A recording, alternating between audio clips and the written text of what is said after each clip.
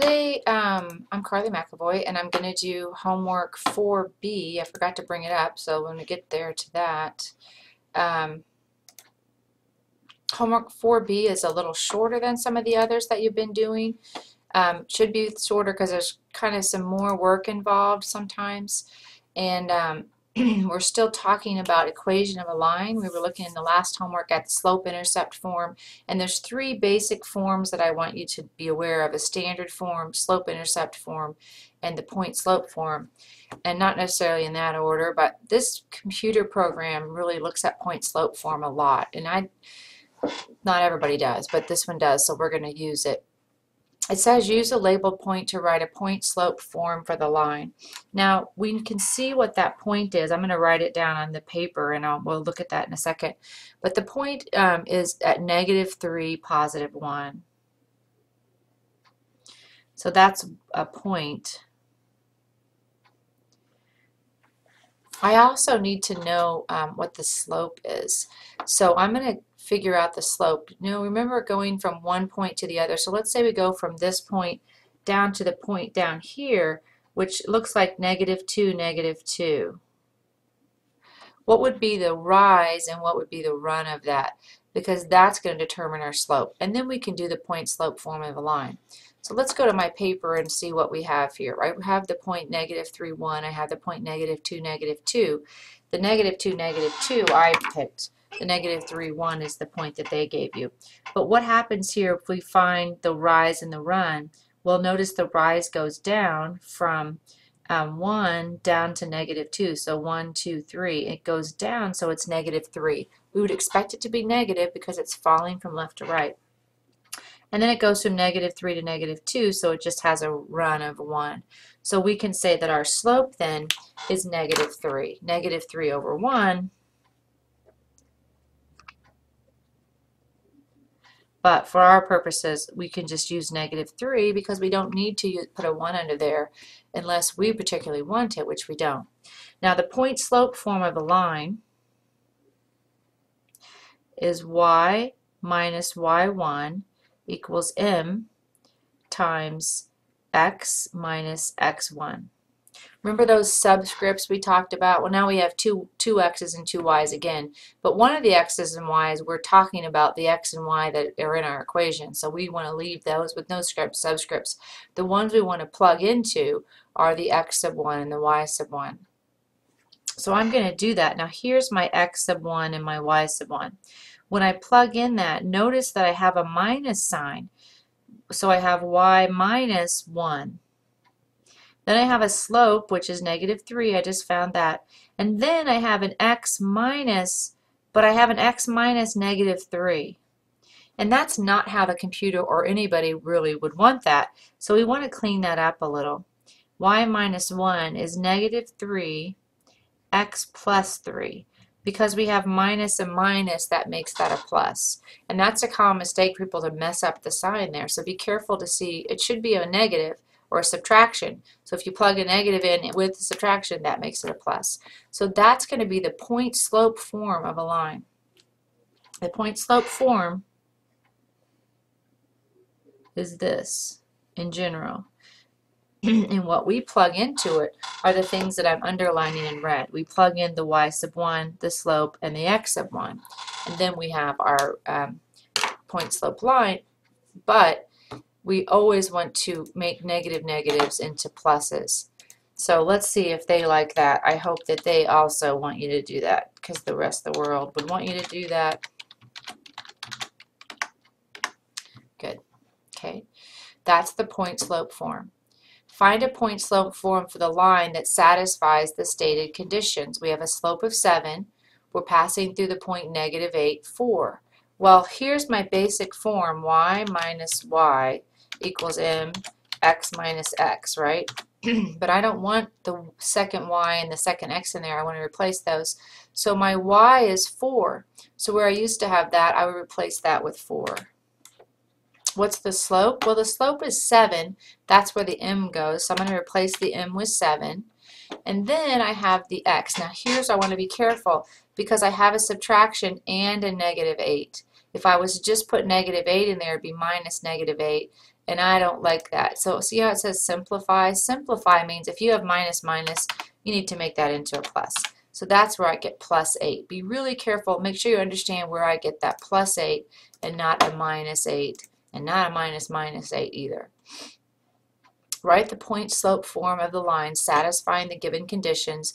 Then use the point slope form to write the slope-intercept form. So those terms can get confusing. You get to have some notes for your midterm and for your final, so that's something you can write down. What do I mean when I say point slope? What do I mean when I say midterm? Okay, so we did that one. We're on number 3. Point slope is what you use when you have a point and a slope. Y minus y1 is m, x minus x1. Slope-intercept is what you get when y is by itself. So we want the first answer to be in point slope and the second one to be slope-intercept. Point slope, we replace 3 things, and those are the things I'm underlining. We're replacing the y, the m, the y it's the 1, the m, and the x sub 1. Yes? So what I get is y minus the y they gave me. Now here I've got negative 9. I'm going to have to clean that up in a second. My slope is negative 3/5, and I have x minus 5. So my final answer for this is y plus 9 is negative 3/5 x minus 5. Okay, so that's the form of the point slope form that I want you to have. The minus minus became a plus. The other side we didn't do anything. Now we want to write that in slope-intercept form. So I want to take this equation and I want to rewrite it till the y is by itself. The first thing I want to do is get the parentheses out of there because that shouldn't be there. So negative 3/5 times x is negative 3/5 x. I still have the y plus 9 over here. Negative 3/5 times negative 5. Well, negative times a negative is positive, and those 5's will cancel, leaving just positive 3. Now I'm going to subtract 9 from both sides. And I get y equals negative 3/5 x minus 6. Would that be a line that was rising or falling from left to right? Well, it's going to be falling because it's a negative slope. Negative slopes fall, positive slopes rise. All right, write the equation in slope-intercept form. We're given this equation in point slope form and we need to rewrite it in slope-intercept form. So I'm going to do the same thing I just did, and that is get the y by itself. Whoops, that's a 6. I'm going to distribute 1/6 times x and 1/6 times 24. If you don't know how to do that, do it on your calculator. No harm, no foul. 24 over 1 times 1/6 though. 6 goes into itself once, it goes into 24 4 times, so we just get 4. And now I'm going to add 7 to both sides. That gives me the y by itself. Y is 1/6 x plus 11. This graph would rise from left to right because it's got a positive slope. Here they just want you to fill in the blanks like that, 1/6 and 11. Okay, that's going from point slope into slope-intercept. Have those written in your notes. I'm not going to keep writing them out every time we work a problem, but have them off to the side so you can refer to them and try some of these problems on your own. Write the point slope form in slope-intercept form. This is slope-intercept form, but I mean point slope, except a little bit messed up because the 2's already over there on that same side. But what we're going to do is distribute. So we have 3/7 times x is 3/7 x. What's 3/7 times 7? It's just this, right? 3/7 times 7. The 7's cancel each other out to 1, and that just leaves 3, and it's a negative, and then we have that plus 2 on the end. So for the answer, we get y is 3/7 x minus 1. Okay, that's it. Now in that one, they didn't give you the y equals, so you got to type the whole thing in. It is annoying. You have to look and see what they give you, and you have to make sure that your final answer always has a y equals in it. Now, if it has already given to you, you don't add it, but if it doesn't have it, you put it in there. Find the slope-intercept form of the line whose slope is 3 and that passes through the point negative 8, 10. Red alert, red alert. This is harder because they didn't tell us what the y-intercept was. The y-intercept is what we've been plugging into that equation. This is the y-intercept over here. That's what we get when x is 0. The point they just gave us, x was not 0, so that's something different, right? So I need to first use the point slope form and then get it into this. That's what I do. When I have a slope and a point, but the point isn't the y-intercept, then I want to use that point slope form. So I have y minus y sub 1 is m and x minus x sub 1. The slope is 3, passes through the point negative 8. So that's the x part. So minus a negative 8 should be plus 8. So I've done that slower a few times. I'm going to kind of start to pick up the pace on that. If I have two negatives, it makes a plus. And y minus 10. So now I want to get that into slope-intercept form because they asked us for slope-intercept. So now I'm going to say 3x plus 24 because I'm distributing the 3 to get rid of the parentheses, and then I'm going to add 10 to both sides. Y is 3x plus 34.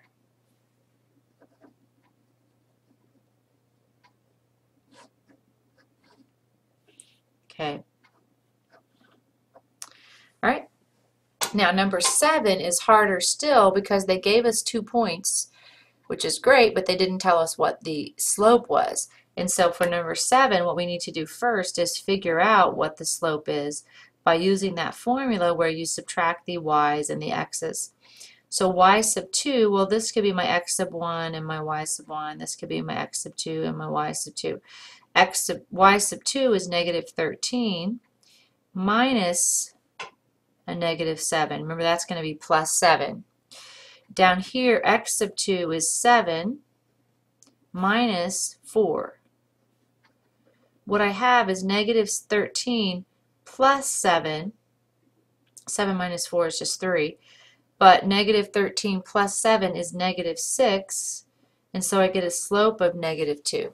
I could write that as negative 2 over 1, but I'm just going to leave it that way. So now I have a point. I'm going to use the point for negative 7, and I have a slope. So now I'm back to being able to use my point slope form of the equation.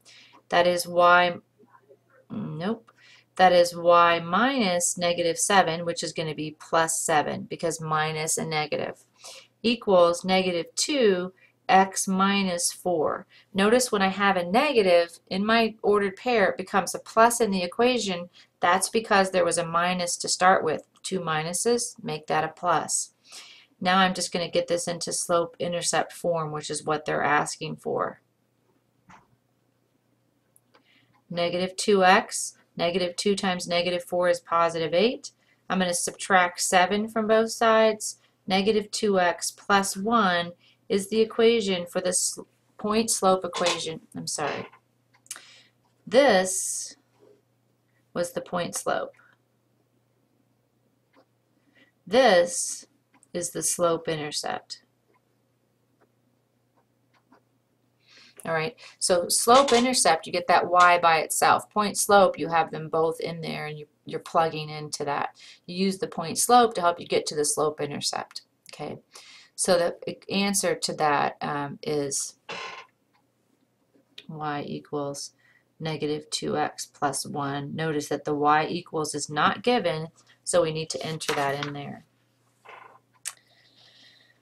Okay. Finding the equation of a line is a new topic for 97. It's not an easy topic, so it's something you want to practice until you've gotten it down. That's given 2 points or given a point in a slope or whatever. A person is driving along a straight road. The graph shows the distance y in miles that the driver is from home after X hours. So at 0 hours, the driver is 210 miles from home. They give us that. Oh no, at 1 it's 210. Sorry, 1, 210.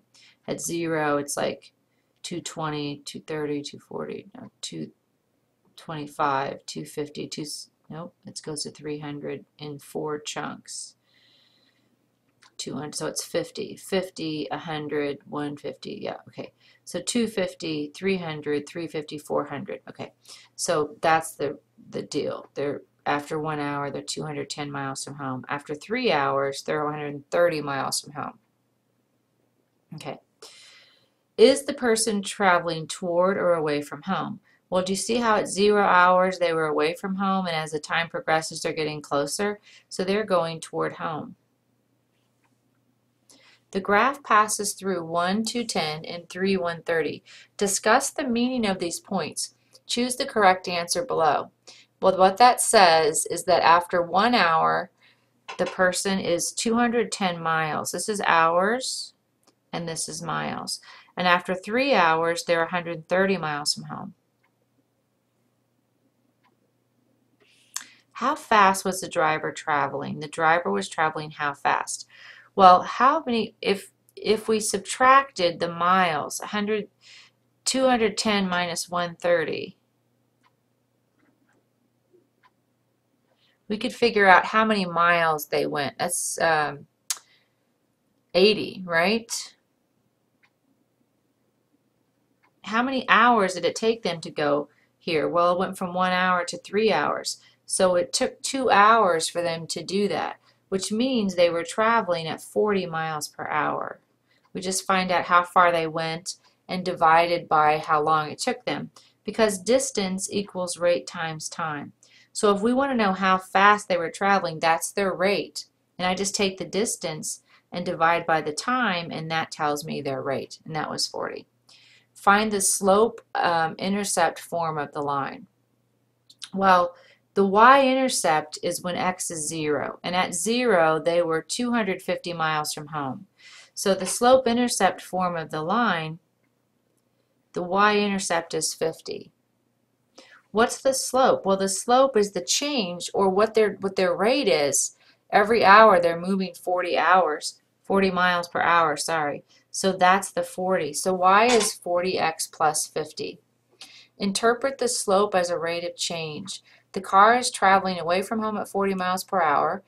The car is traveling toward home at negative 40. Well, we don't ever talk about negative miles per hour, so forget that. The car is traveling toward home at 40 miles per hour, and the car is traveling 250 miles from home. Okay, we know the slope is 40, so that last bit, 250, is just crazy talk. And then we either have to choose the car was going away from home or toward home, which we answered that in part A. He was heading towards home because as hours pass, he gets closer and closer to 0 miles from home. So the car is traveling toward home. Okay. State whether the linear model shown in the graph is exact or approximate. Then find the equation of a line. Okay, do you see that the linear model, that is the line, some of these points aren't on it exactly. So a lot of times in life, things don't work out to be exact. We have to make approximations, but it's not exact. So, okay, this was one point that wasn't exactly on it. This one wasn't exactly on it, but it's pretty close to what we call the best fit. So we're going to say that that's an approximation because it's not on there exactly. What is the slope-intercept form of the line? Well, we have a point here, which is if x is 0, y is 2, right? So we know that the y-intercept is 2. And we need to know what the slope is. And for the slope, we do the rise and run between 2 points. I'll do this one. We go up 2 and over 1 to get from one point to the next. So up 2 and over 1 means that we have a slope of 2. Up 2 over 1. What if we did it from these 2 points? We're going 1, 2, 3 up, and 1.5 over. 3 over 1.5 is also 2. So we get the same relationship, but it's easier with those two. So our slope-intercept form is y equals 2x plus 2. We have a y-intercept of 2. We have a slope of 2. Number 10, a quantity y is initially 26 and increases at a rate of 13 per minute. Find an equation that models the quantity after y after x units of time. What is the equation that models the given situation? What you're always asking yourself is, what is the rate of change? That's what slope is.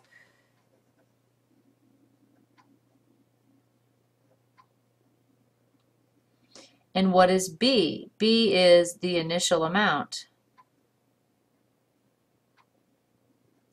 So what's the rate of change? Well, we have a rate of 13 per minute.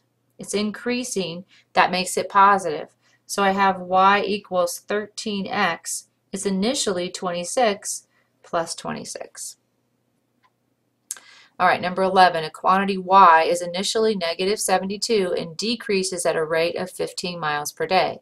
What's the slope going to be? Well, it's a decrease of 15. That's the rate of change.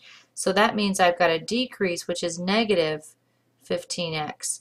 And initially, it was negative 62. So it starts negative and it keeps getting negative because we're losing some every day because it's decreasing.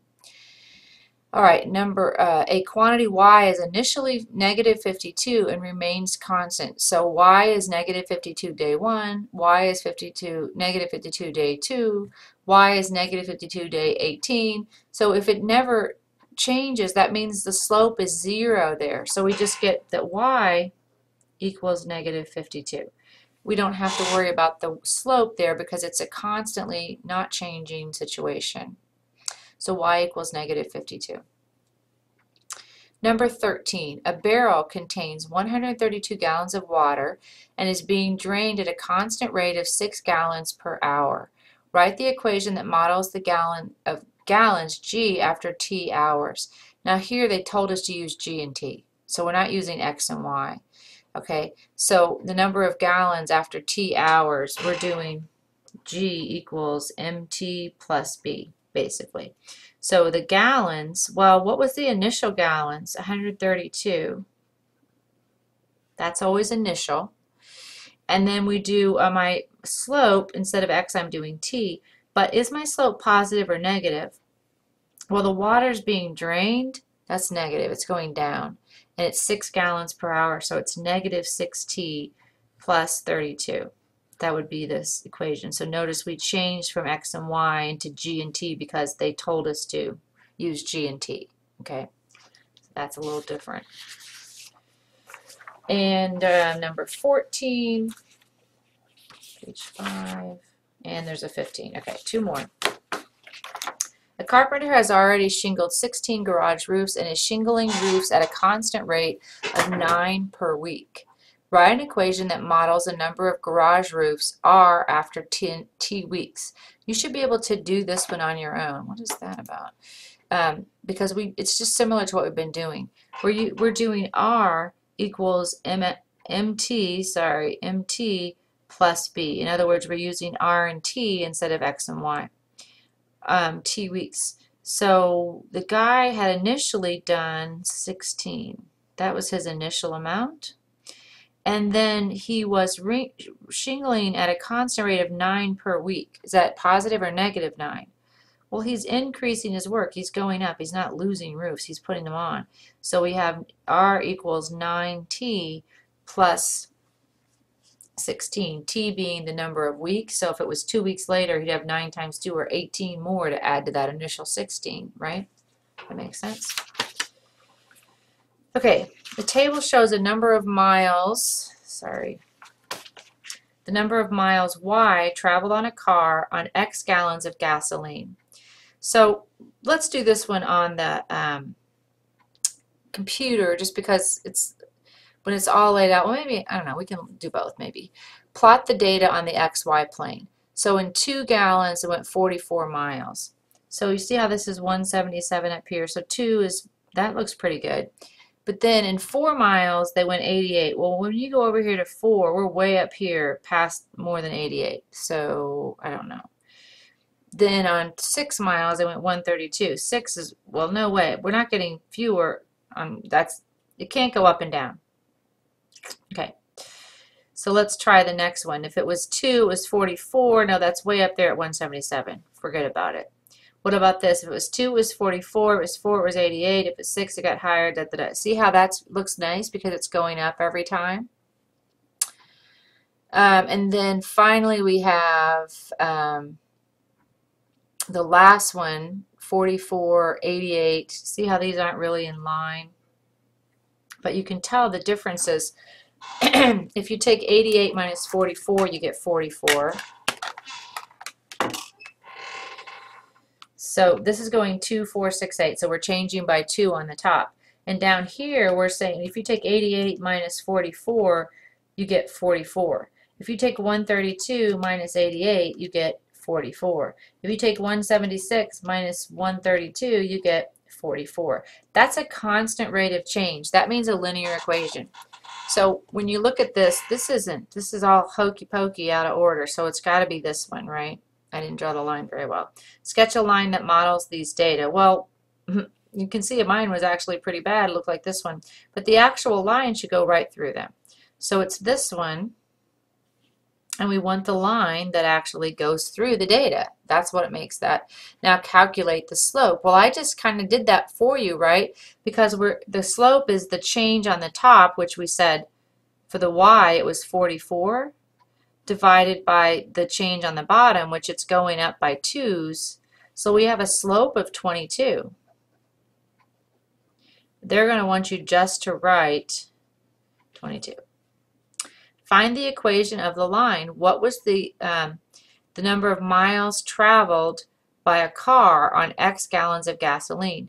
If X was 0, in other words, we haven't gone anywhere, then we're right here. So what's the y-intercept? Well, it's 0. If we haven't used any gallons of gas, we haven't gone anywhere. So the equation of a line is y equals our m, which is 22, plus 0, which we don't even need to write. It's just this. We don't have anything to start with, so it's just going to be 22x. How far could this car travel on 5 gallons of gasoline? Well, after 5 gallons, we would have gone 22 times 5, which is 110 miles, right? So the miles per gallon is 22. And after 5 of those miles, we would have gone 110 miles. Let's just check out what this looks like on the computer. Seems like maybe it's a little bit weird, but maybe not. Can't remember. Yeah, plot the data. We said it was C. Then the line that would make sense for C would be D, because it actually goes through the points.